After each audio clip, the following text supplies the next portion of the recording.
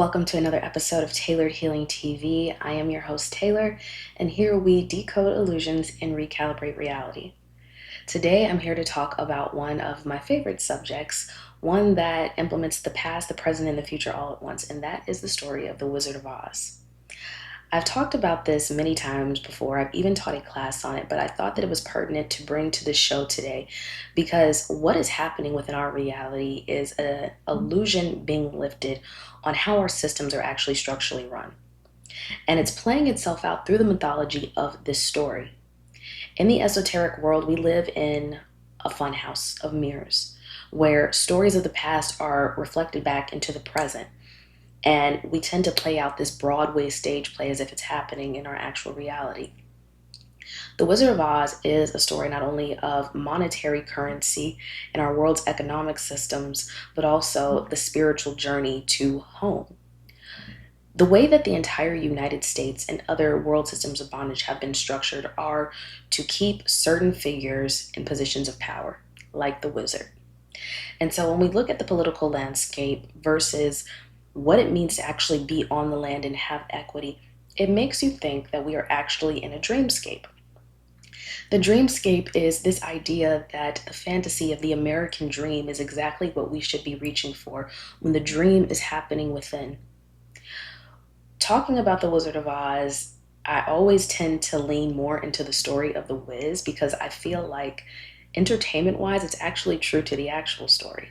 So when I hear a lot of people actually break down the story of the Wizard of Oz, they always reference the version with Judy Garland. But very few people I've heard break down the Wiz, which was the version that my parents introduced me to when I got a little bit older. I started off with the Judy Garland version. But as I got older, a couple years ago, I started really breaking down the concepts of the differences between the Wiz and the Wizard of Oz and why. So The Wiz is more true to the story because L. Frank Baum's book that was released in the 1900s features Dorothy with silver slippers, and this was to denote the Silver Age. Now, they have an excuse that as we switched into Technicolor film, ruby slippers looked better on screen, but if you know how to look for signs and symbolism, red is also a symbol of bloodshed and war, Mars energy, manipulation, and spell work. And so in The Wiz, Diana Ross, who is starring as Dorothy, she donned silver slippers. And I thought, that's very interesting because her name is Diana. And Diana is the goddess of the moon. It's also an epithet of the name Lucifer. Lucifer meaning the light bearer or the light bringer. So Dorothy wants to leave, in this version, her home in New York. And she is pushed by her aunt to sort of grow up and get realistic about life. And so as she is swept away from New York into Oz, I thought this was interesting because New York is the home of the world's financial centers. It's where our trade markets are. It is where essentially even our political powers are storing and harnessing their information and the ability to construct reality according to the ley lines of New York. Even in New York, you have the statue of Prometheus at Rockefeller Center. Prometheus was the one who gave fire to the humans after stealing the knowledge from the gods. And so when you do that, that's literally a lifting of the veil because you're transferring a certain set of data and information into the hands of people who can use it to ultimately free themselves. When Dorothy arrives in Oz, she comes across Miss One, and I thought it was interesting that they gave her the name Miss One because it makes me think of the ancient Egyptian goddess Maat, who is a goddess of order and balance. And so numbers is what this game is all about because numbers are sacred geometry, their expression of who we are and what we're here to do. And in its rawest form, it is how we move from one state of being to another. Even our DNA has numbers, even our vibration has numbers. It is how we are able to formulate the concepts of ideas into things that are tangible to understand. Even your early philosophers used the system of the abacus. And so measurement of light, of energy, of vibration is how these structures were built. Another interesting thing about the casting choice were the visual things that were going on in the entertainment industry at the time. For example, I already spoke about Diana Ross and her name attributing to the goddess of the moon. Then you had Michael Jackson playing the Scarecrow, and he actually acted out this ritual in real time. It wasn't just the idea of him being stuck on a pole and heckled by crows. We're not even going to go back into the Jim Crow theory, which is something that is connected, but I don't think in its entirety that's what it's about. Michael Jackson fought for his career at the very end to own his masters. after being in a relationship with Sony Entertainment. And so this spoke volumes to me because even within the American workforce and labor force, the entertainment industry specifically has the ability to take someone with massive artistry and work them through a system where they can export their energy across multiple platforms for years, all while keeping it generating for a system that's not quite serving themselves. I believe towards the end of his career, especially with albums like Escape, he really denoted a lot of hidden esoteric concepts. Even if you've seen his Escape album, he's wearing a ring of Saturn around his head. When we enter into these systems, knowingly or unknowingly, we become like the scarecrow. Now, and I say they, but not relating towards a specific person, but when speaking about what our systems are, especially the concept of the straw man, they say, oh, it's just a hoax for people to think that they're a sovereign citizen, which, by the way, sovereign citizen is not a thing. You cannot be sovereign and a citizen because to be sovereign means you stand independently from any system. If you are a citizen, you are of a civil body. And I want to make that point very, very clear because there are people who pursue this process without that knowledge, and then they're kind of left in the dark because all they wanted to do was free themselves from a system whose structures have been in place for literally hundreds to thousands of years. And without that full understanding of it, your spiritual body or your animus that is craving its idea of freedom is going to rush towards the light, not understanding the light must first be interpreted within in order to see it without. So Michael Jackson sings this song called You Can't Win. And I think it's just because Black people, specifically entertainers, we have a way of transporting our souls through music, like griots, which you've probably seen in the movie Sinners, which was featured most recently. But the song he sings where he says, you can't win and you can't break even and you can't get out of the game held so much power to it because as he is singing with his arms out, he is the Christ resurrected figure. And if you're familiar with Michael Jackson, you know he always used to hold his arms out in performance. When he says that, there's a line also where he says, people keep saying things are going to change, but they look like they're staying the same.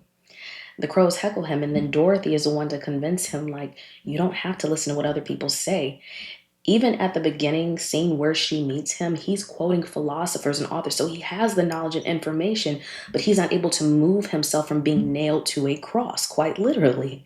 So he gets down and he follows her down the yellow brick road. Now, the bricks road, we have to think about it. Let's break the concepts down. Diana is goddess of the moon. Moon is ruled by silver. They head down the yellow brick road and you see a vision of New York. So it's very possible she's in a dreamscape thinking she's still in New York, but she's actually in Oz. The yellow brick road, I would denote to BRICS currency right now, which if you are not aware is world powers joining together to collapse the paper dollar, the fiat, the greenery that is created by talismans, which that's what dollars are because all the signs and symbols on them, everything from the pyramid on the back to the face of the no longer alive president that you're placing on the front becomes a form of exchange as a debt note. And so they head up the yellow brick road because she is told by Miss One, remember the goddess of balance and order, that only the wizard can give her the power to return home. I also say perspective in this story because if someone told me that only one person had the power to return me back to myself, I'd be looking like, you sure? But in a sense, the seeker, the fool on the journey is who she is and who she becomes. So we have her get the scarecrow. He's part of the brain. Next step on the journey, they meet the Tin Man. Now, I had to think really hard about what I thought the Tin Man was and what he represented because it was more than oil and lubrication. He was stuck in a carnival of some sorts and he was stuck. He had no movement. He had no fluidity about him. They also say he was crushed by his wife, which I feel like is a denotation to the fullness of the pleroma or the goddess Sophia or even the seated woman of Catalhyuk. I think that's how you pronounce that, which is this divine feminine structure that is seated amongst men, amongst her servants and her subjects, and that he was crushed by her. It's funny when you think about it because then you slide some oil to me and it is a fun little song, but when he starts to cry and sings, what could I do? Or what would I do if I could feel? Feeling and fluidity and movement is what is stopping him. And I think this is important to remember spiritually because the Kundalini state, which is moving the cerebral spinal fluid and spiritual practices from the base of your spine to your crown chakra, is allowing that movement in your body. This is why they refer to it as a serpent. And so, as they give him oil, which to me is like a note towards snake oil, like you had snake oil salesman, he starts to move around. He's like, all right, let's go, let's get out of here. I just want to say a side note, I enjoy talking about this story so much because I prefer The Wiz over The Wizard of Oz. I love both stories, but there's just something about seeing your own culture tell these very esoteric stories in real time and you just connect with it. Like the music is good, the dancing is good. So then we get to the lion, what I like to refer to as the conquering lion of Judah. Now, I'm not going to get into too many political aspects of this because then we would have to break down Israel, and that would take some time in order to do. But what I will say is facing the lion when it comes to courage. I think about the conquering lion and what that actually represents. And the lion's paw is also a part of Freemasonry. Now, he's too scared because he's never had to have courage, but he flaunts it around as though he has it. Mean Old Lion is a song that comes on when he comes in, and it's actually in a library, which makes me think of the Akashic Records. Also, where knowledge and memory is stored, it's a giant library. And so she has to instill, obviously, some courage in him to say, come on, let's get up and ask. Maybe the wizard can give you some. Maybe there's some greater power or force that can instill what is naturally already inside of you. I also speculate that these are concepts of the masculine that are trapped inside Dorothy, that she is trying to free her own inner divinity by looking at different aspects of the male, because I don't even think they talk about Dorothy having a father. She lives with her aunt and uncle in the show. So that direct line of the family structure is already torn apart, which would tell you why this is related to the American economy. Having a nuclear household was what held a family together. And the more it got separated by division, whether it be through workforce, relationships, societal influence, this would split the family. And the family is also happening within the mind or the brain because you have the masculine and feminine concepts that are guiding you. But your brain, though it feels like it's split, is one brain that harbors millions and billions of neurons that are constantly making your decisions. Imagine influencing an entire system economically by tearing apart the family, like you're tearing apart a cell or a nucleus. They need one another to survive. So I believe that the three figures that she takes with her to the land of the dead are the structures of the masculine, maybe even split into three, like Father, Son, Holy Spirit, which are also maiden, mother, and crone in an inverted sense. So they get to first the poppy field, which it's so funny because in The Wizard of Oz, Dorothy just lays down in these bed of roses, but poppy is also a denotation towards opium, which influence particular communities very heavily. And when they fall into the poppy field, her and the lion particularly, I don't know why they chose the lion for this. Maybe it's because the lion represented willpower, but they are the ones to get affected by the poppy girls. That's what they call them. It's like a sex club. But imagine little Taylor watching this, like, not knowing what's going on. Anyway, as they head towards the Emerald City, it's very interesting if you see the sign of Oz, because Oz actually takes place at the World Trade Center. Can you believe that? I don't know if anybody took that in. I mean, I know that there are many people who live in New York, but maybe have not internalized that that story is happening in the very place where our world markets are taking place. The World Trade Center, the collapse of the Twin Towers, all happen in the same place that is the central point of the world's financial systems. And so you see everything from Quincy Jones to the director speaking out through like this massive TV and saying, today the color is red, the color is green. To me, this also is the flow of financial states as well as emotional states as well, because red usually represents security. Yellow usually represents willpower. Green, meaning go, also represents the fiat currency system, but also the fact that it's called the Emerald City. And emerald is the stone of May, the month, but also of the mother. And I thought that was funny because, he's just a big voice behind a screen. That's it. And so they're terrified when they see him when it's really just one big spectacle, played by Richard Pryor, by the way. And so they're told that they have to go kill the Wicked Witch of the West, I believe. I don't even know if that was her.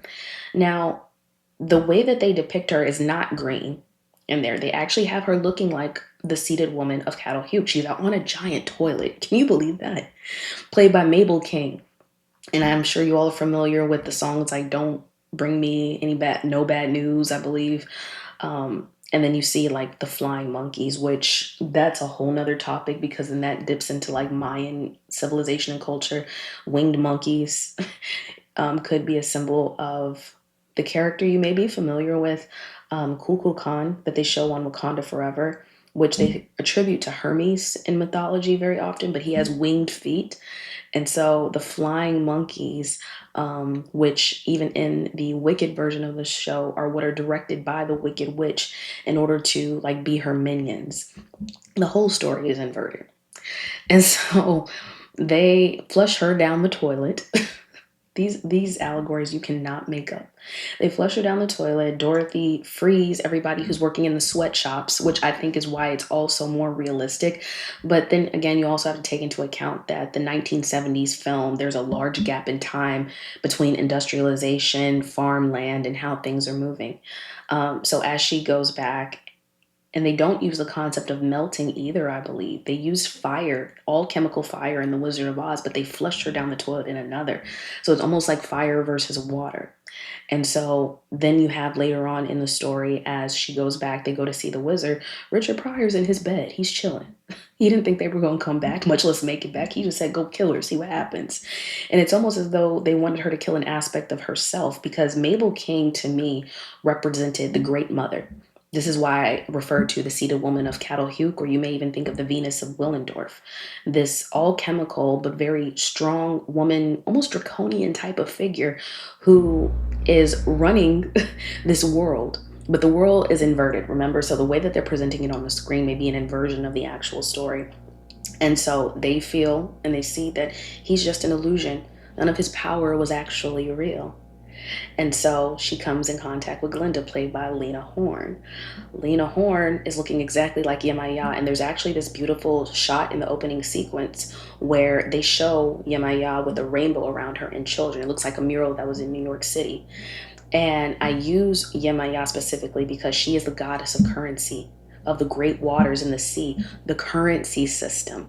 And she tells her that she had the power to return herself home the entire time. The currency is the knowledge of our ancestors and the stories that repeat through generations through actions.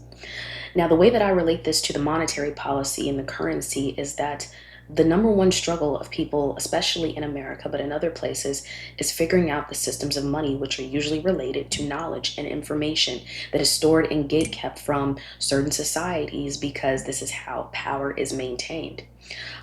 Even in our current day landscape, Trump, our president, our 47th president, remember, ruled by the element of silver, appointed Dr. Oz for his cabinet. Slight coincidence or stories playing out in real time? The yellow brick road being brick's currency.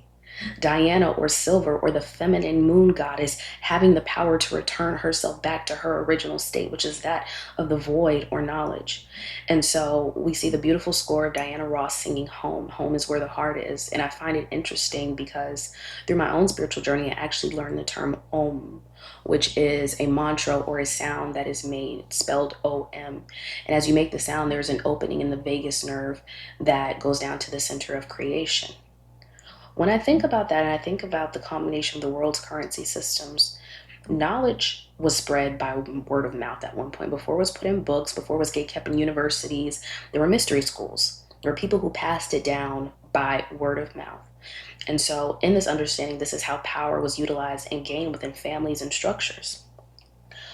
Dorothy in this story of America, I believe, is represented by the divine feminine, because the political structures that have carried on from Roman and Justinian times, which are also pulling from ancient Greece, Sumeria, Babylon, they existed because the ability to manipulate and control the hierarchy of power based on the knowledge and information people had. But the knowledge that they were looking for actually comes from the cosmos.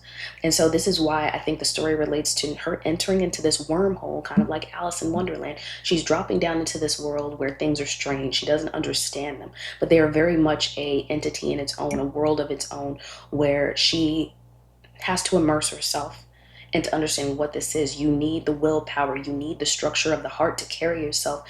Because I can say, as someone who is involved in esoteric studies, to carry this weight of knowledge and still move through a heavily veiled society is extremely difficult.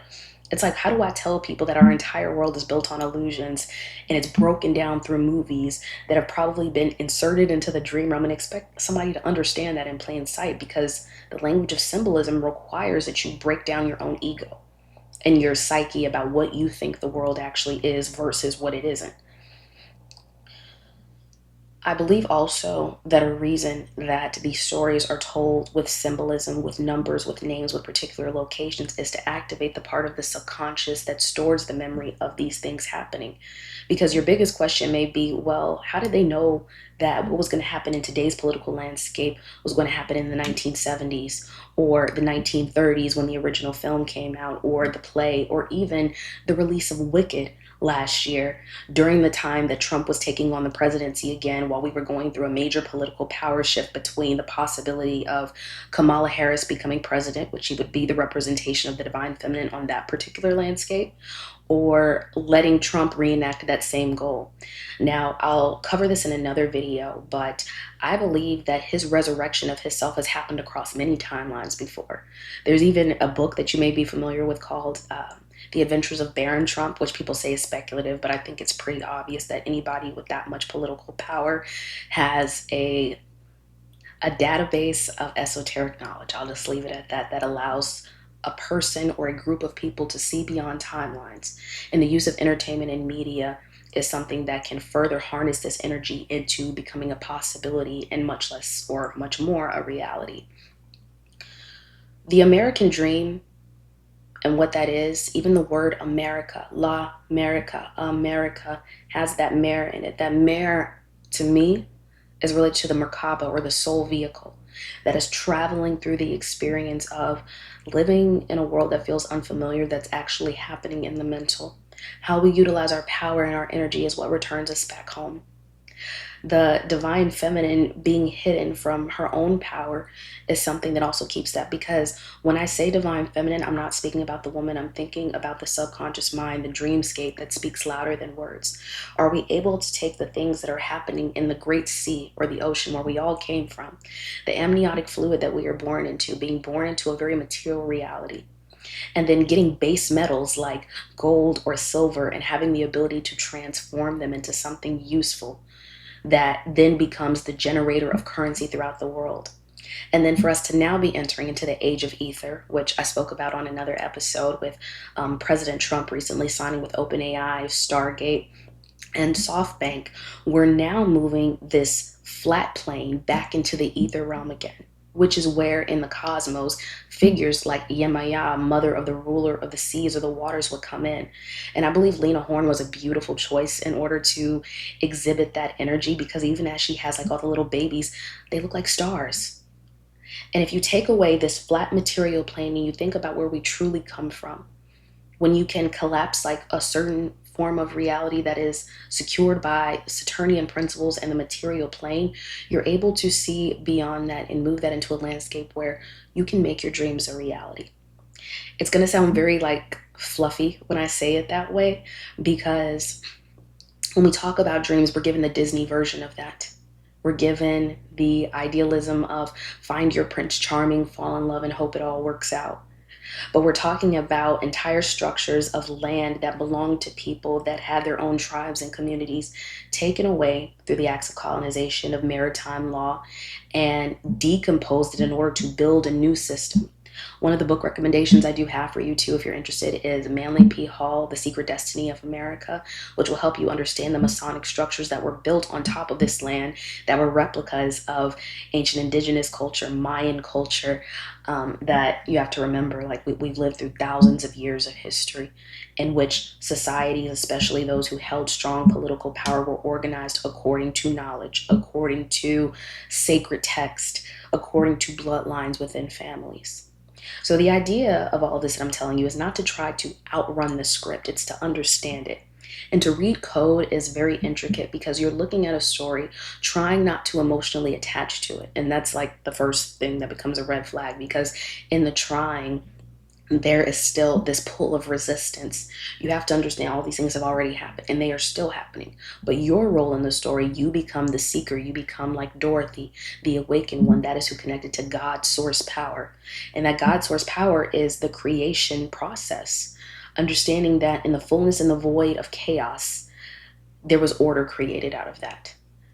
But even in the order, there's so much illusion beyond reality and the veil that you can keep someone hypnotized in their own story without realizing it.